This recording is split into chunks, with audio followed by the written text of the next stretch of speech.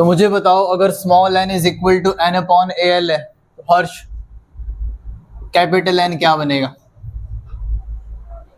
अमृत, कार्तिक, श्रेयांश, अरे भाई क्या कर रहे हो? ये निकालना है, वहां तक इतना सोचने में तो टाइम लगेगा फिर तो कैपिटल N की जगह पे हम क्या लिख सकते हैं? तुम लेट कैसे हो रहे हो? 10 मिनट तो टाइम से निकलो ना घर से, फिर बैठो जल्दी, बटा बातें मत करो, इधर ध्यान दो। थर्व, तो कैपिटल N की जगह इस वैल्यू को पुट करो, थर्व क्या बनेगा? Put this value over here, तो n की जगह पे क्या आ जाएगा? NaL, और साथ में क्या है? E। इलेक्ट्रॉन पे चार्ज किसका होता है? माइनस का कि प्लस का? माइनस का, तो साइन यहाँ पे क्या लेकर चलेंगे? माइनस। यहाँ मैग्नीट्यूड की बात नहीं कर रहे हैं, तो ये बनेगा Q is equal to NaLe। Yashasvi, इस वैल्यू को इक्वेशन 1 में पुट करके बताओ बेटा क्या बनेगा? Put this value in equation 1। बोलो ये इक्वेशन, अरे पूरा बोलो ना, left hand side. F is equal to, ध्यान से सुनना भाई, Q की जगह आ जाएगा माइनस NaLe VD और B साइन थीटा। जरा डायग्राम में देख के बताओ, क्या ड्रिफ्ट वेलोसिटी करंट के अपोजिट डायरेक्शन में कि सेम डायरेक्शन में? ड्रिफ्ट वेलोसिटी करंट की सेम डायरेक्शन में कि अपोजिट में? तो ड्रिफ्ट वेलोसिटी के साथ भी किसका साइन आना चाहिए? तो इस फॉर्मूले को क्या बनना चाहिए? माइनस VD, आगे बोलो, B साइन थीटा। क्या नाम है? प्रत्युष। सिंप्लीफाई करके क्या बना? माइनस माइनस क्या हो जाएगा? प्लस। तो आपके पास क्या आया? NaLe VD B sine theta. Aastha, chapter 3 में एक रिलेशन थी। There was a relation between current and drift velocity, बहुत बार यूज करी थी। क्या थी वो relation? Bhavya, what was the relation between current and drift velocity? जाओ फटाफट नोट्स निकालो, पीछे क्या पढ़ के आ रहे हो तुम लोग? ठाकुर, क्या रिलेशन थी करंट और ड्रिफ्ट वेलोसिटी में? NaVd NaEVd, एक ही बात है। तो क्या बोला कन्हैया ने? NaVdE, ये काम इन्होंने कर दिया। अब ये कार्तिक, क्या तुम्हें ये इक्वेशन यहाँ पे दिखाई दे रही है? तो मुझे बताओ F की वैल्यू क्या बने? चुप रहेंगे सारे। तुम्हें अगर NaVdE इंटू E दिख रहा है, उसकी जगह पे I रखना है, क्या बनेगा?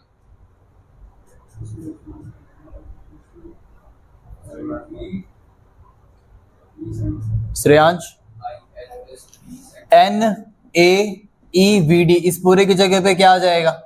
I। बोलो क्या बचेगा? I साइन थीटा, और L कहाँ जाएगा? ध्यान से देखो ना, ये बनेगा ILB sine theta. So this is a formula of force, और इसी फॉर्मूला को क्वाइट अगर हम वेक्टर फॉर्म में लिखते हैं तो ये फॉर्मूला बनेगा F is equal to IL cross B। A cross B क्यों लिखा? क्योंकि A क्रॉस B किसका फॉर्मूला होता है? AB sine theta. So this is the next expression, F is equal to ILB sine theta. लिखिए, इस force की direction को निकाला किससे जाएगा? कल एक रूल डिस्कस किया था हमने क्लास में, 2 रूल डिस्कस किए थे। आर्यन बताओ जरा, फ्लेमिंग लेफ्ट हैंड रूल कल बताया था, क्या था? चुप रहेंगे सारे।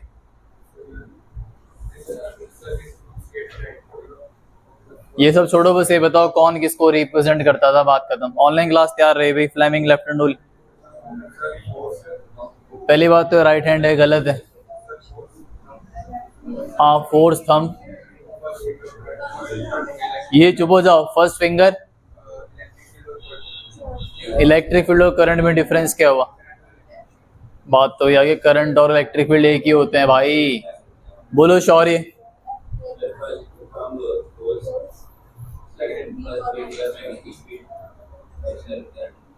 Very good. Thumb represent direction of, बोलो, force. First finger represent direction of magnetic field and second finger represent direction of तो यहाँ पे भी फ्लेमिंग लेफ्ट हैंड रूल लगेगा, लिखो। To determine direction of force, इसी के नीचे लिखनी है लाइन, to determine direction of force, to determine direction of force we have to use Fleming left hand rule. To determine the direction of force we have to use Fleming left hand rule. Fleming left hand rule. अब इसके नीचे लिखो special case. Special case में first लिखो, pen तो यहाँ पे खत्म हो गया, नोटबुक ले लो, पेन खत्म हो गया, लिखिए। जैसे ही नोटबुक खत्म हो जाएगी नोटबुक ले लेना भी सारे, ठीक है। नोटबुक, अरे यशस्वी को तो नया बच्चा, तुम्हें नोटबुक मिली थी ना लास्ट टाइम जब तुम आई थी, पास करना।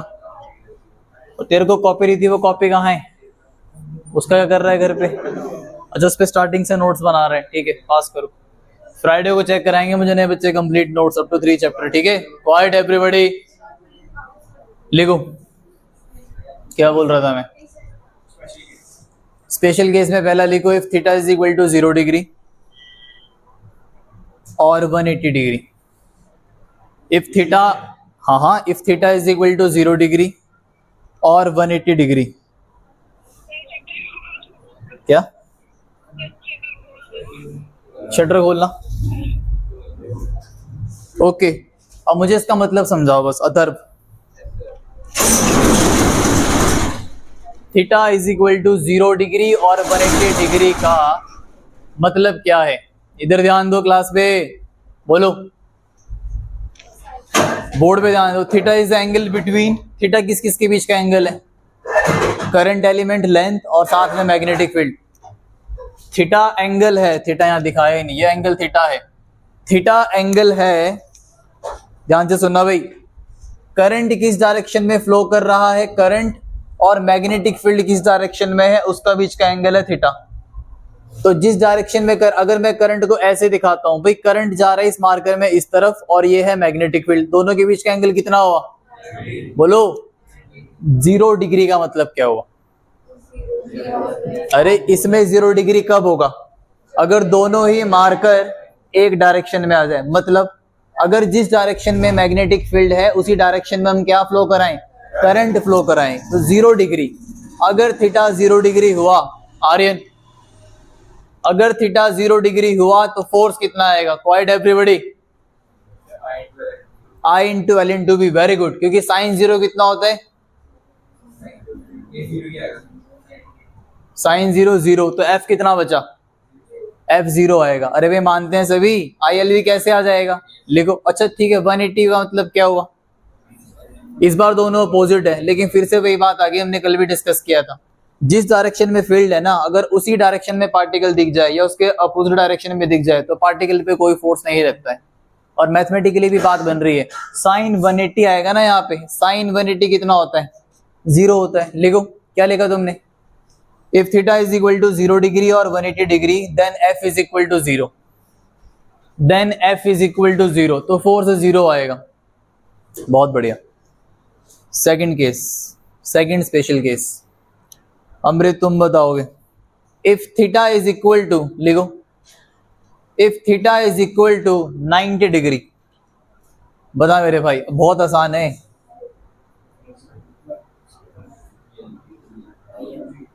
ILB क्यों आया ILB? क्योंकि साइन 90 कितना होता है? तो इस पे क्या समझ आया? किसी भी करंट कैरिंग कंडक्टर पर मैग्नेटिक फोर्स मैक्सिमम कब होता है? बताओ। जब उस करंट कैरिंग कंडक्टर और मैग्नेटिक फील्ड के बीच का एंगल कितना बनता है? 90। लिख दो, if theta is equal to 90 then F is equal to ILB, then F is equal to ILB। Okay, this is done. अब इसके बाद हेडिंग डालो। अब हम डिस्कस करेंगे कि अलग अलग एंगल पे होने पे पार्टिकल किस तरीके से ट्रेवल करता है। लिखो, नया topic, motion in a magnetic field. Motion in a magnetic field, case 1। Motion in a magnetic field, Okay, so just now we have discussed that the force will be zero if the angle between the current carrying conductor, or we can say velocity of a particle, and magnetic field is 0 degree 180 degree. Sorted. मेरा सवाल ये पता लग गया कि angle zero होता है, 180 होता है, तो फोर्स जीरो होता है. अगर फोर्स जीरो होता है, इस केस में पार्टिकल का पाथ कैसा दिखाई देगा? पार्टिकल किस तरीके से चलेगा? स्ट्रेट लाइन, पैराबोला, हाइपरबोला या circular? Thakur, use your common sense. Theta is 0 or 180 degree, and we already know that force will be 0 in this case because theta is 0. So question is, what will be the path of the particle? Straight line, Vaidehi. Straight line, Shaurya. Pradeep. Straight line, Atharva. कितने बच्चे कहते हैं straight line? अभी पता लग जाएगा कितनों को ध्यान था क्लास में. अरे हाथ तो ऊपर, कॉन्फिडेंट तो ध्यान से रहा करो. ऑनलाइन क्लास भी हाथ खड़े करो जो कहते हैं स्ट्रेट लाइन रहेगा, जो कहते हैं सर्कुलर. 2-3 बच्चे सर्कुलर, 4 जो कहता है पैराबोला.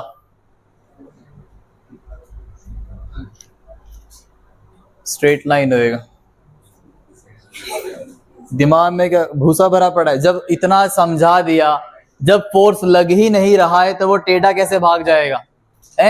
लिखो सभी. First case when charge particle, तुम दोनों लिखने पे ध्यान दो, बोलना नहीं है, ठीक है? लिखो. व्हेन चार्ज पार्टिकल, लाता हूं बोर्ड पे. When charge particle moves parallel और एंटी पैरेलल. पैरेलल का मतलब थीटा कितना हुआ? लिखो ब्रैकेट में पैरेलल के, theta is equal to 0 degree. और एंटी पैरेलल का मतलब थीटा कितना हुआ? ब्रैकेट में लिखो theta is equal to 180 degree.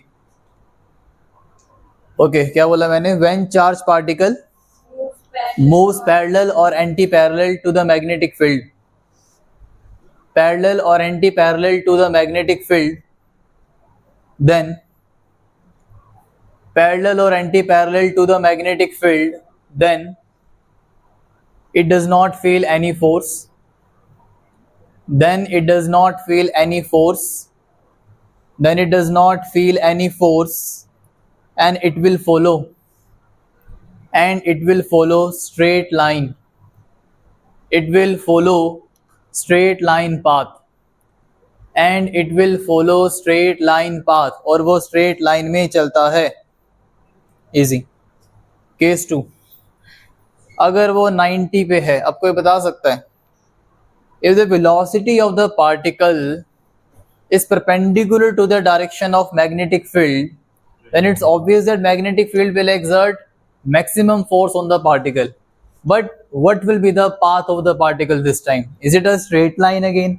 Is it a circular or is it a parabola? Straight line वाले हाथ खड़े करो. Nobody. Online class straight line, nobody. Circular वाले हाथ खड़े करो. 1 2 3 4. ओके. पैराबोला, भाई तुम एक तरफ तो होना ही पड़ेगा, ऐसा तो चलेगा नहीं. काम मेजॉरिटी है पैराबोला की तरफ. लिखो. कुछ लिखा तो नहीं ना हमने? केस 2 में लिखिए, इसका आंसर होगा सर्कुलर. लिखो. When charge particle moves at right angle.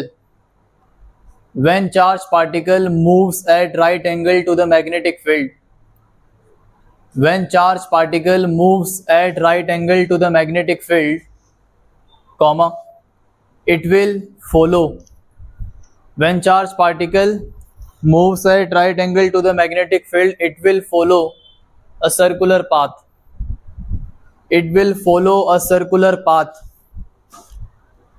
It will follow a circular path. उस सर्कुलर पाथ की रेडियस क्या होगी?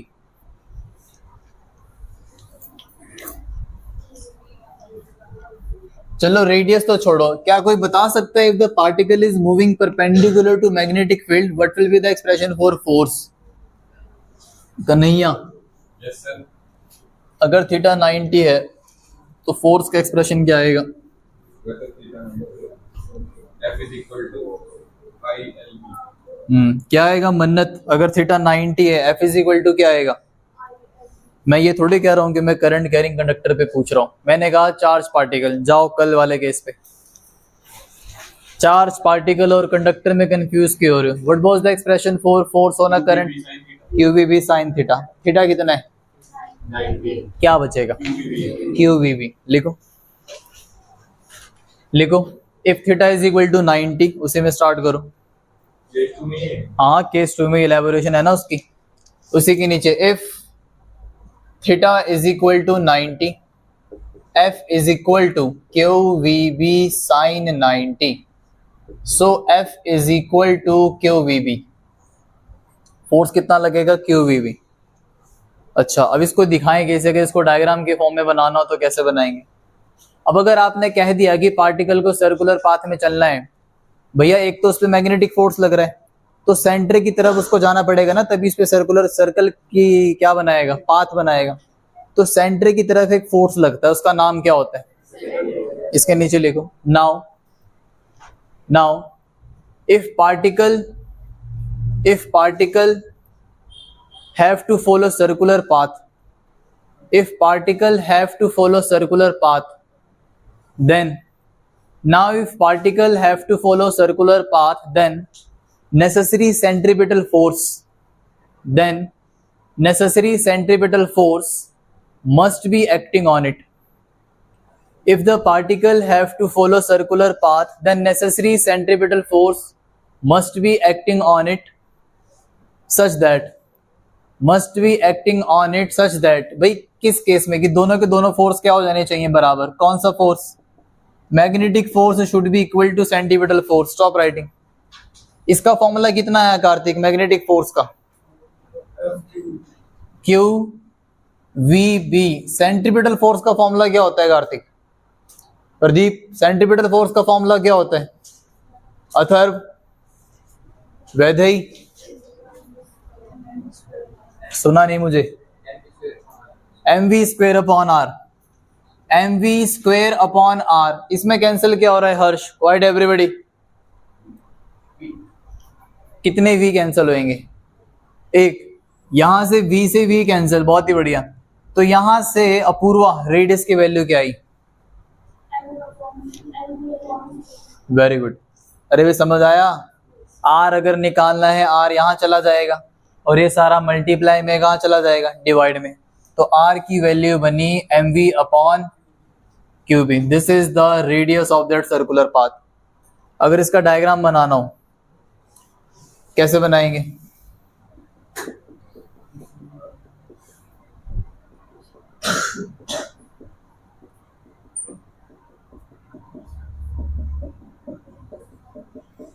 अब ये क्या कांटे कांटे क्या है? ये आपके लिए नई चीज है। अगर कहीं पे डॉट के साथ दिखे और क्रॉस, ये दोनों मैग्नेटिक फील्ड को डिनोट करने के सिंबल होते हैं। क्यों जरूरत पड़ी? Stop writing. एक्स एक्सिस समझ आता है, वाई समझ आता है, जेड नहीं समझ आता है ना। जेड एक्सिस का अगर ये ऐसे बना रखा है, इसका मतलब क्या है? या तो ये बोर्ड से बाहर आ रहा होगा, या तो ये बोर्ड से अंदर जा रहा होगा। मतलब अगर ये वाला एक्सिस ऐसे है और दूसरा एक्सिस अगर ऐसे है, तो तीसरा कहाँ पे है? बाहर की तरफ। तो मैग्नेटिक फील्ड को दिखाने का तरीका होता है। अगर हमें दिखाना है कि मैग्नेटिक फील्ड इस बोर्ड से बाहर की तरफ आ रही है, तो हम हमेशा क्या बनाएंगे? डॉट। तो अगर कहीं पे डॉट दिख जाए बना हुआ, समझ जाना कि अच्छा कि मैग्नेटिक फील्ड पेपर से बाहर की तरफ आ रही है। और इसका उल्टा, अगर कहीं पे क्रॉस दिख जाए तो बोर्ड से कहाँ जा रही है? अंदर की तरफ। तो इस डॉट का मतलब क्या होगा? Outside the plane of paper या बोर्ड। और इसका मतलब क्या होगा? Inside the plane of paper. तो क्या आप इस डायग्राम को समझ आ रहा है? क्या तुम्हें मैग्नेटिक फील्ड दिखाई दे रही है? कहाँ जा रही है? कहाँ जा रही है बताओ? यहां से मैग्नेटिक फील्ड इस बोर्ड के अंदर, बहुत सारी रेज इमेजिन करो कि वो इस बोर्ड के अंदर जा रही है। तो अगर इस कमरे में उस शटर से मेरी तरफ को बहुत सारी मैग्नेटिक फील्ड आ रही है, और उस मैग्नेटिक फील्ड के अंदर तुम्हारी तरफ से मेरी तरफ को काफी सारी रेज इमेजिन करो, और उस मैग्नेटिक फील्ड के अंदर एक पार्टिकल को मैं छोड़ देता हूँ, ड्रॉप कर देता हूँ। तो ये क्या कहता है? क्या एंगल 90 बना? बिल्कुल बना। मैंने पार्टिकल को ड्रॉप किया तो पार्टिकल कैसे जाएगा? स्ट्रेट लाइन में। आया ना? तो पार्टिकल जा रहा है ऐसे, ये पार्टिकल गिर रहा है, और इस डायरेक्शन में क्या है? Magnetic field. एंगल कितना है? 90। और 90 पे पाथ कैसे बनेगी? सर्कुलर। कैसे बनेगी? क्योंकि ये मैग्नेटिक फील्ड ये पार्टिकल गिरेगा, यहाँ से मैग्नेटिक इसको क्या मारेगी, यहाँ से फोर्स मारेगी। बात समझ आ रही है कि नहीं आ रही है? तो इस फोर्स की वजह से धीरे धीरे कौन सी पाथ फॉलो करेगा, ये इस शेप को क्या बोलते हैं, पैराबोला। लेकिन अगर यही पाथ है कंटिन्यू कवर करता रहे तो क्या बनाने की कोशिश करेगा, एक सर्कुलर पाथ।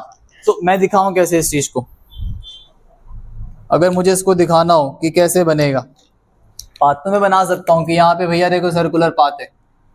अब पार्टिकल हर बार क्या कोशिश कर रहा है, पार्टिकल जाना चाहता है नीचे, मैं तो नीचे गिरूंगा, लेकिन मैग्नेटिक फील्ड की वजह से धक्का कहाँ लग रहा है, इसको सेंटर की तरफ। बात समझ आ रही है?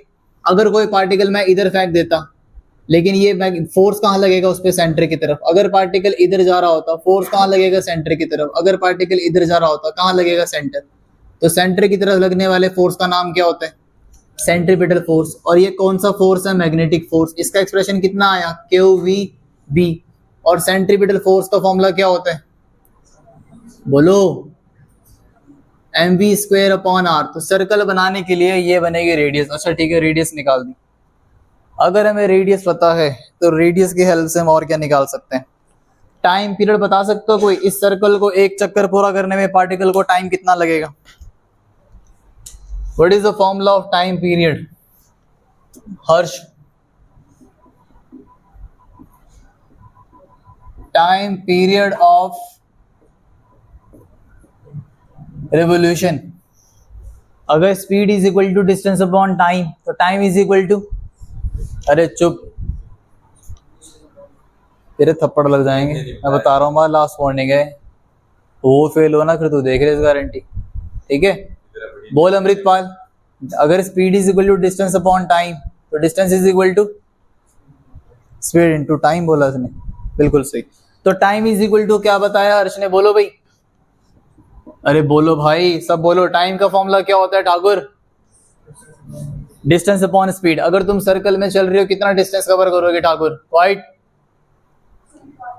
2πr। अगर आप सर्कल की बाउंड्री पे चलते हो, उसका सर्कमफ्रेंस कवर करते हो, तो सर्कमफ्रेंस कितना होता है, 2πr। और अपॉन में वेलोसिटी, r की वैल्यू कितनी है, यहां से पुट करो प्रत्युष, r की वैल्यू कितनी है बोलो,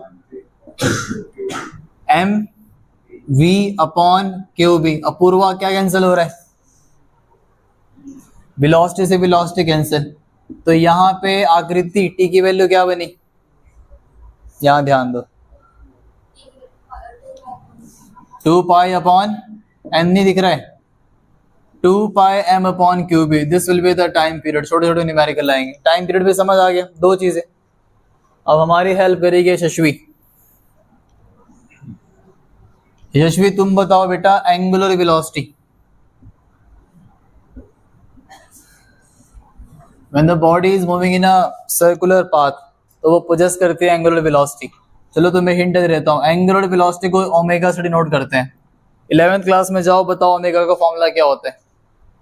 if velocity is equal to displacement upon time, then angular velocity is equal to, anyone है, angular velocity is equal to angular velocity upon time, angular displacement upon time. Angular displacement को denote किससे करते हैं, theta. Omega is equal to theta upon time. Shreyansh, अगर तुम एक circle में चल रहे हो, तुमने थीटा कितना कवर किया, रेडियन में 2π, वेरी गुड।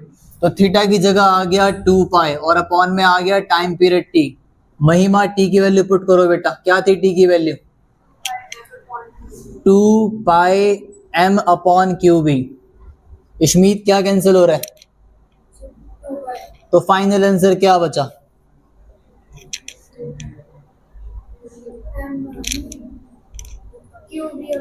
QB/m। तो यहां से 3 रिजल्ट निकलते हैं, एंगुलर वेलोसिटी, टाइम पीरियड और ये।